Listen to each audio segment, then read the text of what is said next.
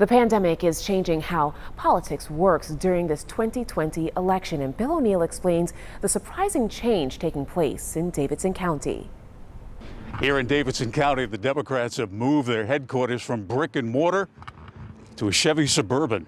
Scott Huffman, who's running against Ted Budd. The reason is twofold, says Anne Marie Clark, who along with her husband David operates the mobile headquarters. We did not want to put any of the people who volunteer in a situation that was dangerous, or any of the people who would come into the office. And so it's really reduced the amount of money that is an overhead, and we've been able to give a whole lot more money to candidates. Democrats running for office in Davidson County face a tough road.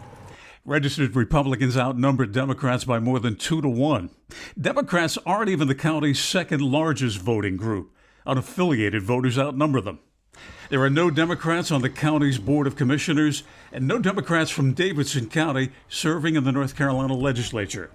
The last Democrat to serve in the state Senate was Cal Cunningham almost 20 years ago. Show the flag a little bit, show people they're not the only Democrats around, so I thought this is a pretty innovative idea. The party's Chevy Suburban with its campaign signs travels all over Davidson County. Clark says it's a great way to get out in the community and deliver yard signs to voters like this man who says someone stole his Biden sign. I spent 25 years in the military defending everybody's right to an opinion, including my own. Clark says the mobile headquarters also helps register voters who might not otherwise visit a brick and mortar party headquarters. You just saw me registering 2 voters.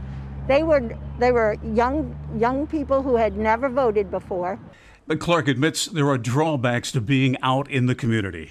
Trump 2020! Go Trump! Woo-hoo! This is a very partisan time. I'm wondering if you had any negative feedback to being out here.